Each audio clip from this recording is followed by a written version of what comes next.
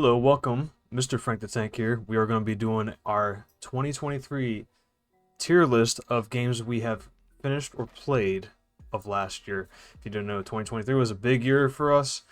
I became a new dad, obviously, as well, but I did play a lot of amazing games and had a lot of good past experiences with you guys, and I greatly appreciate all the support you still are doing. Remember, before we get into it, check out my other socials on TikTok. I've been going live on TikTok playing game playthroughs. We just started with the Halo series and ranking that. That's going to be on a tier list later in the future as well. But also on my YouTube channel, if you haven't already, make sure to hit that bell and check me out on Twitch, Mr._Frank the Tank. Let's get into it. We got Amazing Like Coffee, because I love coffee, if you can't tell. Dunkin' Donuts, sponsor me, please. Anyways, Amazing Like Coffee, great. Alright, okay, but probably don't want to touch it again. And then, really, nah, we don't want to talk about it, but we are going to talk about it. So, let's start it off, guys. Multiverses. Now, this is a big game right now because it's actually coming back. Originally came out in a beta stage and kind of never got out of it, and it blew up. It was the Smash game of Warner Bros. And DC. Very fun game. We played that on stream. We were able to get a free token, and even it gave out an extension where if you watch for a certain amount of time, you could also get a free code and try it out. Very fast-paced game compared to Smash Brothers, in my opinion. I felt like it was still condensed and it was still not finished, which is why it was still in beta. But because of how long it's been out, or it was out, we kind of forgot that it was still in a beta stage, and then they kind of pulled that back. Worked on it for almost a couple, like 6 months maybe, and now it's coming back fully with improvements. So, overall experience, fast gameplay. I think they nailed the character designs. They added, like, even the community was amazing, but adding the Shaggy being a like sort of like a Super Saiyan was a joke going around the internet, and they put that as him in the character in the game. So the designs and the combat I felt like were really cool and fun. I'm not a big fan of how fast it was, but also I felt like the maps were limited. I think they should have added more maps, but overall experience of playing it, I enjoyed it a lot. So for that, I am going to put it as a great game. And I hope maybe it gets better after it re-releases this summer. Maybe bump it up to amazing. But we'll just put it in the alright or the great category for right now. At least start it off. Exoprimal, man, this came out last summer, and let me tell you, Capcom was trying something weird and different. This was a shooter, I guess hack and slash, if you want to call it like that, where you fight off hordes of dinosaurs and they kind of drop out of space, and you get like these mechanical suits or biosuits that help give you certain power-ups and certain abilities, with that being like I think 5 or 6 different classes. It was definitely fun if you had friends to play with, but I also experienced a lot of crash issues in the beginning, and I kind of got bored with it after playing it like for 3-4 hours. It didn't really bring me back into it. I felt like it was fun at first, and then definitely if you were playing with a friend that, of course my phone's going off.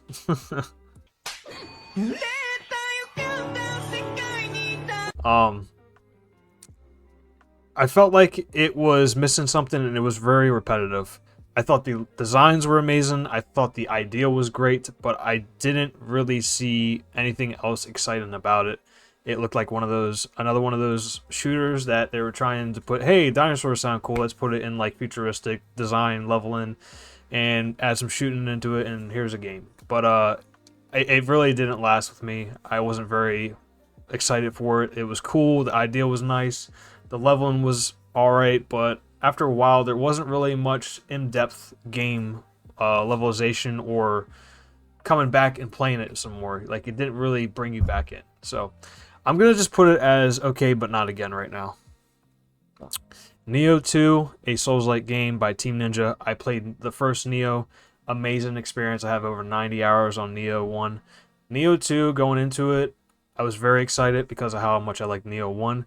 Nioh 2, the difference with is you get actually like a boss abilities instead on top of your regular design of Neo 1. So it was the same combat, the same weapons you were able to build and craft. Bosses were way harder in this game. Enemies were way harder in that game too.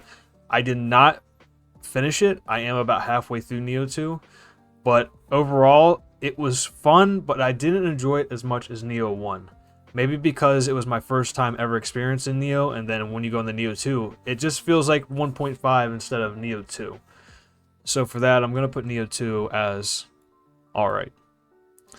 And you can get that on PS5 as a collective edition together. So you can have Neo 1 and 2 remastered together for the PS5, which is, I think, the best way to play it. Or if you want, you can get it on sale on Steam a couple times. Halo Infinite, holy mother of God. We could talk about this all day.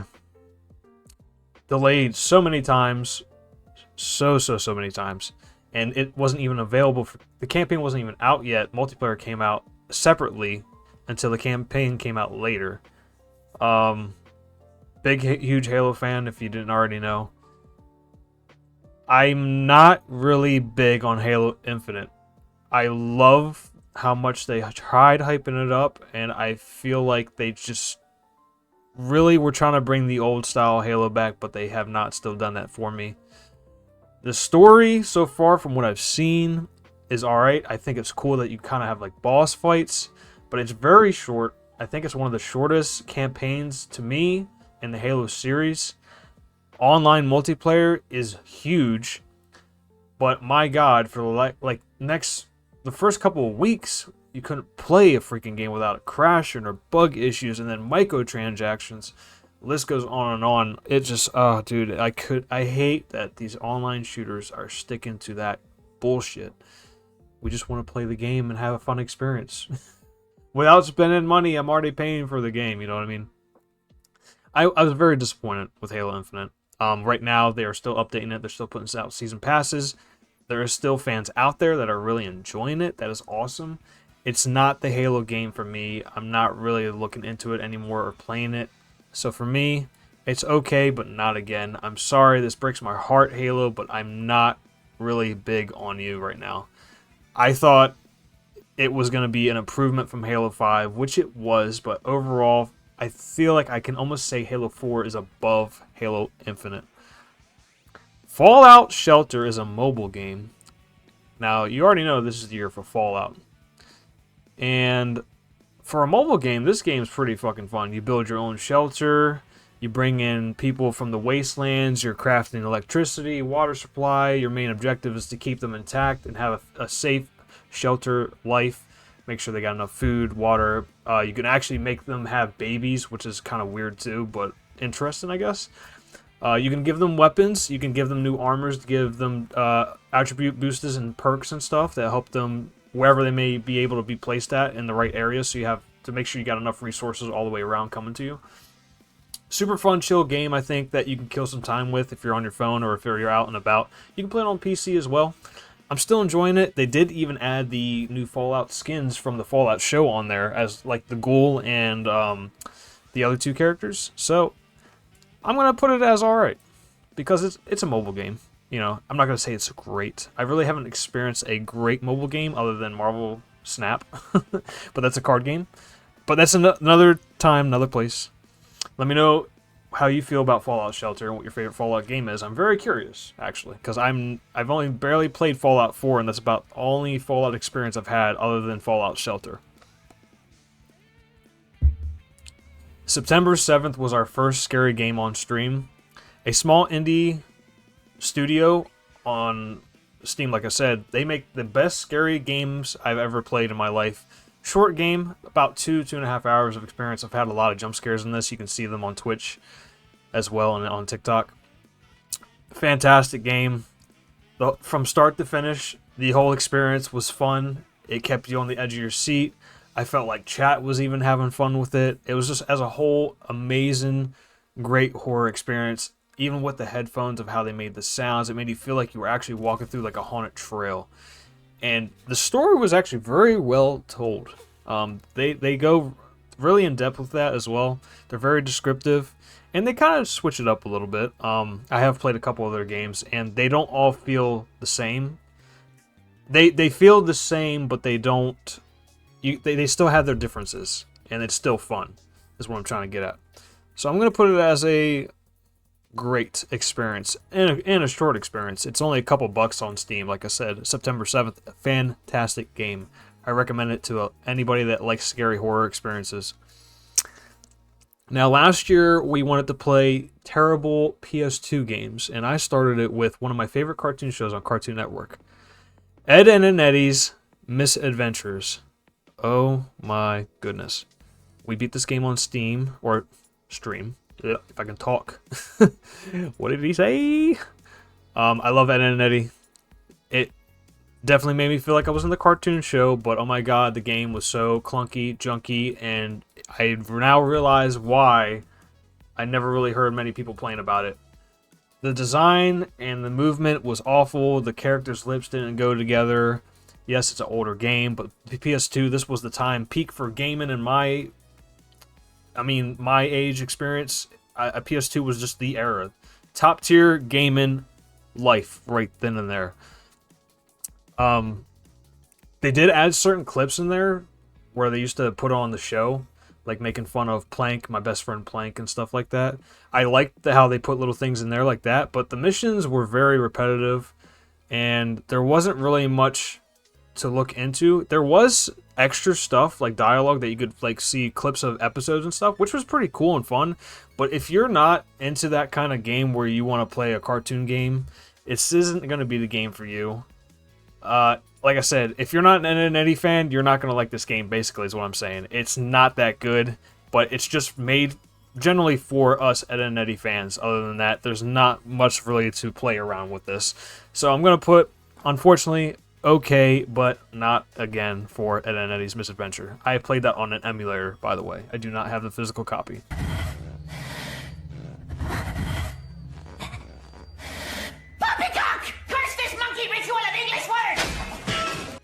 Bear and Breakfast was a builder cozy-like game that came out, and I actually was given free Steam codes away on Twitter when I seen the makers make it. My wife actually played this more than I did. You're basically building a big bed and breakfast area for clients that come to your campsite. And to do so, you have to make sure people are getting pleased, if they need new beds, if you need to upgrade their cottages and stuff like that. Very fun and cozy game, if that's for you. I feel like if you like Stardew Valley, Disney Dreamlight Valley, Palia, anything like that, this is definitely the game for you. For the price, I think it's only like $20. I had a lot of fun with it. It's just not my type of game, but it's super fun and super cute. So for that, I'm going to put it at all right. Elden fucking Ring, the game of the year, ladies and gentlemen. Souls-like games, new Souls-like players, this is the game to play. This is amazing like fucking coffee right here. I have over 100 hours on this. I got so angry and so mad, but goddamn it, there's never been a Souls-like game I've ever experienced where I get so irritated I want to come back and keep playing more.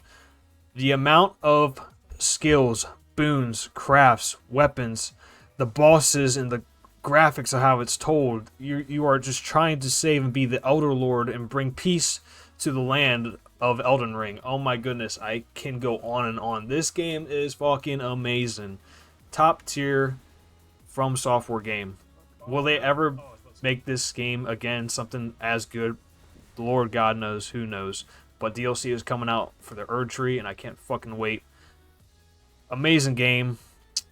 You can get a horse to ride around and explore the open world. You don't even have to stay on track of the story mode, which is very rare because other Souls games, you kind of go straight. You're like condensed in these Souls games. It's very tight corners. You can die easily. Not much to explore. Well, that's this, but with the open world of being able to explore and do what you want. And that's why it's fucking fantastic. I absolutely love it. The best boss fights and experiences in my life. I love this game so much. Highly recommend if you never played a Souls-like game. And trust me, it's going to be hard, but it's going to be worth it. Titanfall 2, we played off and on stream. I do have past VODs on my YouTube. This was a game that came out at the wrong time because, honestly, Titanfall 2 was the only game that had a campaign. Titanfall 1 did not really have a campaign. or decent online. But Titanfall 2 was a really fun experience. Story was told very well. The guns and mechanics were added onto it, and I feel like that felt more realistic, and being able to control your Titan in different ways other than in the first game even made it more enjoyable. And the boss fights were fucking intense and overwhelmingly thrilling. I absolutely enjoyed the story from start to finish. Very similar to Apex fans with the designs and stuff, so if you like Apex, I definitely would try out Titanfall 2. And I really, really wish I could have experienced this when it came out, but I think it came out around the same time as a new Call of Duty and some other games that were peak at its time, so it kind of overshadowed it. So we're going to put Titanfall 2 as great. Now, for my 12-hour stream before I became a father, I had finished Breath of the Wild. First ever Zelda game I've experienced, and first ever open world game like that I've completed. Amazing, fantastic experience for new players and Nintendo fans. You already know about this game, why I got Game of the Year and so many awards. I didn't play Breath of the Wild 2. I don't plan on playing Breath of the Wild 2 because it looks very similar to what this was, and some. I was very confused at first. It took me a while to get used to the controls, but I like that. And I think being able to craft so many combinations of food and plates to give you different boosts is amazing. And then when you fight these bosses, you also get these new abilities that help you with the next boss, and you can do them in different orders, which makes new game experiences even better. Like, you can play it like 4 or 5 different ways, restarting from start to finish. And going from there to the end, I think it's, as a whole, it feels so like breathtaking to be able to experience it all together. It's so fun to do, and having side quests, being able to do that as well is so fun.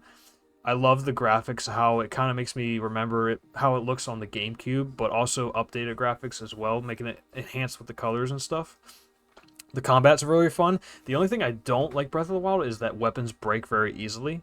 And there's only like one weapon that doesn't break, so you kind of have to be mindful of that weapons and armors and stuff do have wear and tear on it. But I absolutely loved it. I had a really good time with Breath of the Wild. And I think I do have to say it is amazing, like coffee. Zelda fans, if you know, you already know. Find Yourself is made by the same people as September 7th. This game actually scared me a little more than September 7th. But story-wise, it felt a little more dull. It's about a demon trapped in some statue or some shit, and you start off in this like old abandoned railroad station, and you have to find your way through a lot of these mannequins and whatnot. I wasn't really big on it. I honestly, I think it's a one-time deal. A lot of these games are one-time playthrough, in my opinion, because there's not much replayability with them. They're short indie games. But very good, fun horror experience, just like September 7th, and made by the same people. So I'll put it as okay, but not again. We did play Dragon Ball Z Budokai 3 as well, starting with our PS2 series after Ed and Eddie. You guys already know this is one of my favorite games of all time, but I have to be realistic about it and how it held up right now. It's your 2.5, 2D, whatever you want to call it, side-to-side fighter game.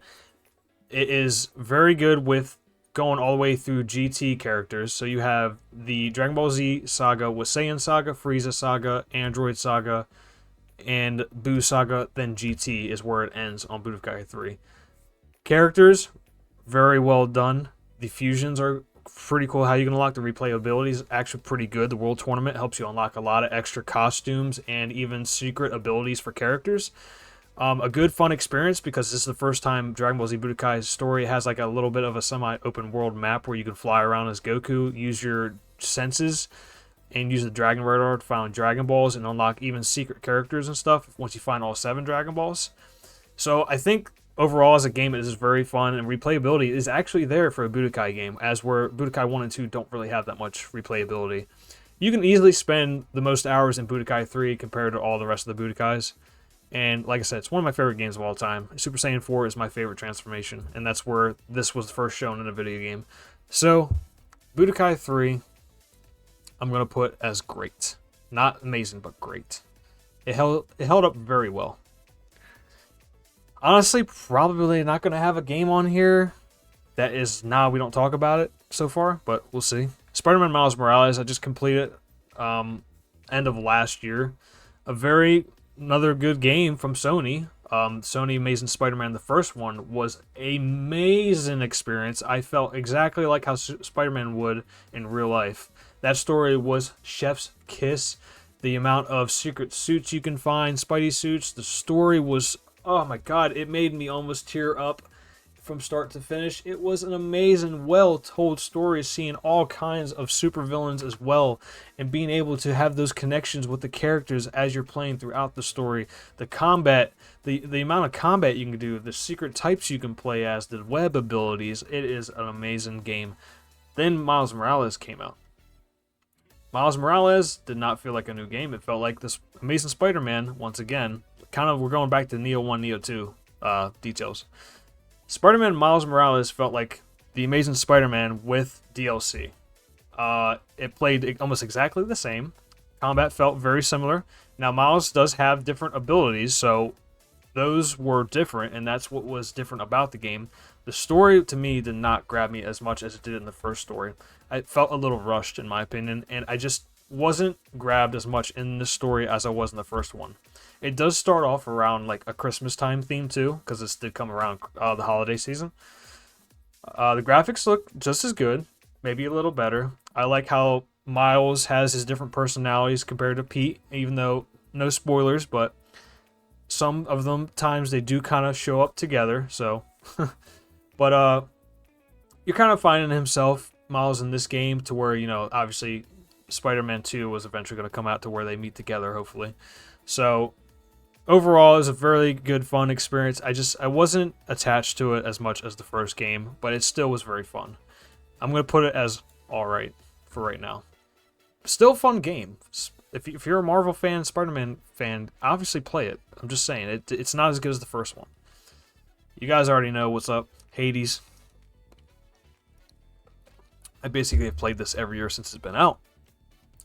Zagreus, the son of Hades, is trying to find out about his lost mother, and the only way to do so, he has to go reach himself up from hell, go to the surface, defeat every single boss, and then hopefully beat Hades, who has 2 phases.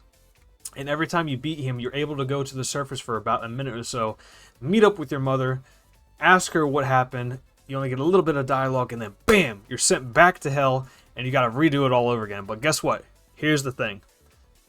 It's fun every fucking time because every run can be different. Every run is a different game experience. Every run can bring in new dialogue. Every run can bring you new resources and new boons and new combinations. The story is well told. The colors are beautiful. The music is chef's kiss once again.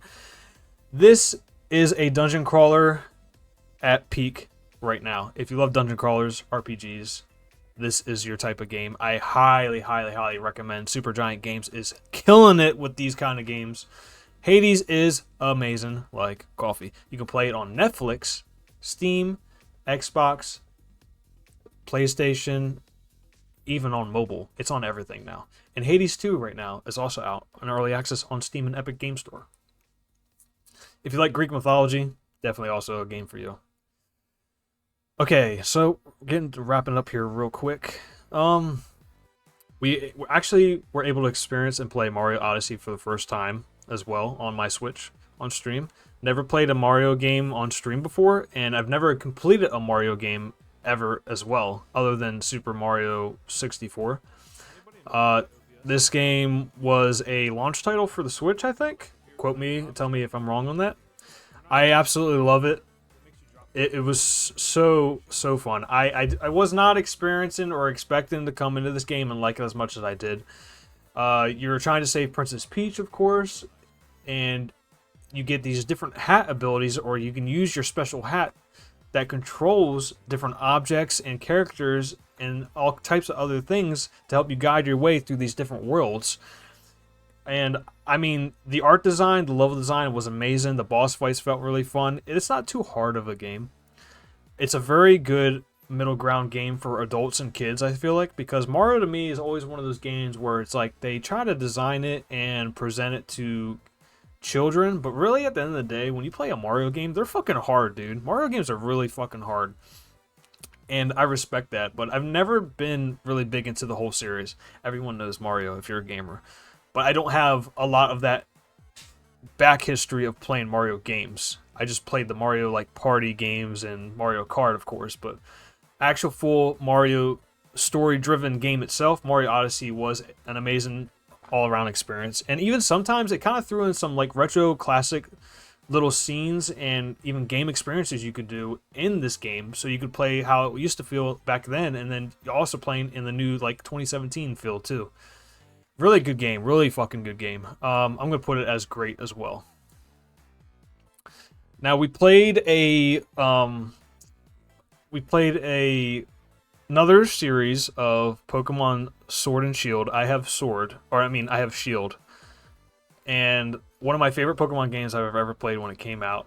I did a shiny team and tried playing online, did not really succeed, but I also did a Nuzlocke run where, you know, every time a Pokemon that appeared, I would catch it, and if one of my Pokemon died, then obviously I'd have to restart that one and find another one and use that as a team. Nuzlocke run wasn't too bad. It was a pretty fun experience overall. You can ride around in your bike in the open world. First time where Pokemon kind of are like frequent out in the wild areas, in the like sections, I guess. The boss fights were pretty fun, gym leaders, if you may. I think it's really cool how they added the Dynamax. Not a lot of people are big on Dynamax.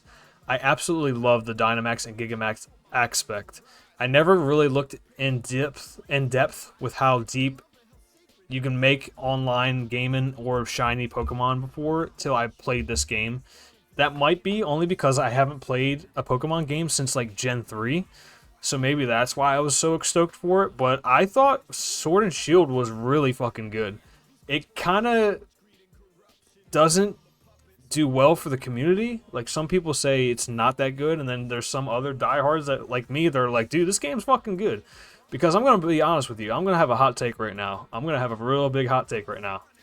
I thought Sword and Shield was better than Scarlet and Violet. I said it. I'm just saying it right now. I thought that game was really cool and really fun, and the replayability was definitely there. The DLC I played, I enjoyed the DLC.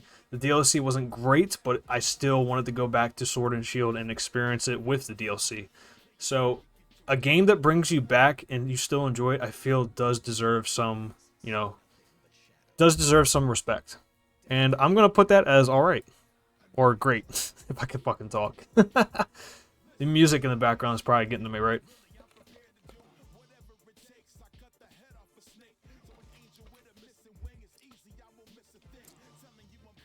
Okay.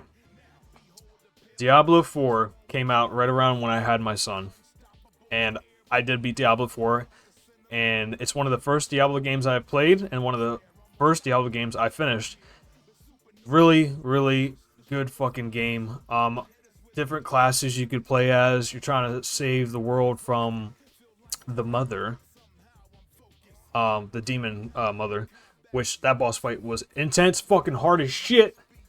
There's a lot of shit to this game. It's so cool how they made a statue to where people were playing on hardcore and they were able to beat it without dying. I tried that multiple times. Did not succeed. The level design, amazing. The story, amazing. The NPCs and everything with the dialogue, I thought like were great. My gripe with this game, I guess, is replayability. I'm really big on replayability, if you can't tell. It's there, but it's not there. It feels the same once you've put a certain amount of hours into it. And then they bring out the DLC, and it kind of feels like they're trying to push microtransaction out on you. And I don't really know if that should be designed or even looked at towards the game itself. But when you try to put that on a game you're trying to enjoy, it kind of makes you not want to play the game anymore. So, overall, really fun game. Had a super fun time with it. Like I said, I'm not and I'm not a big Diablo person, but this got me into Diablo, and I feel like that is something, you know. This game can be challenging. This game is not easy. The leveling up, the armor, and the weapon aspects are super cool. It's very detailed. It is got really cool cutscenes in between as well, which I like that a lot. And the graphics are obviously there as well. I feel like any game that doesn't have really good graphics around this time, there's something wrong with them. But graphics aren't everything either. I'd rather have good gameplay and mechanics than graphics any day. So after beating Diablo, I felt really satisfied, and I felt like I was good with after beating Diablo 4. But it was like once I beat it, I didn't want to play it again, and I don't really know why. Because some of these games, like I said, I wanted to go back and play them again, like Hades and Elden Ring. But this game I did not, and I don't know if it's just because I was burnt out, because it can feel like a grindy game a lot. Like these games, to me, when you have to spend so much time to these games, when you're like crafting and leveling up, that's fun and that's cool, but like not everybody has that time. You know what I mean? And I feel like that's why I have nothing else to say or go back to it, because I did everything I could and I'm just burnt out from it. But very fun overall experience game. It was super hyped up. Everybody was playing it.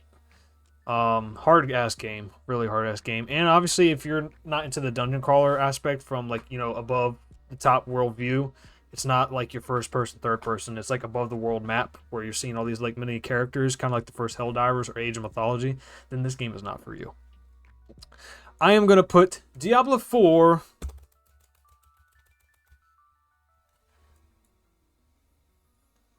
as great.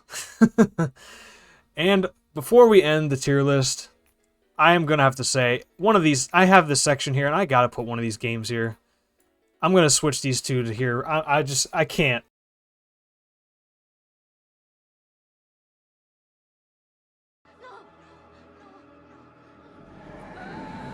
I did not like at all. I was excited for it, and then when I played it, I was like, yeah, this game it's trash. It's hot garbage. I'm sorry. Ed and Eddie, I love you as a show, but as a game, it's hot garbage. It's terrible. And this is our tier list from games I played in 2023.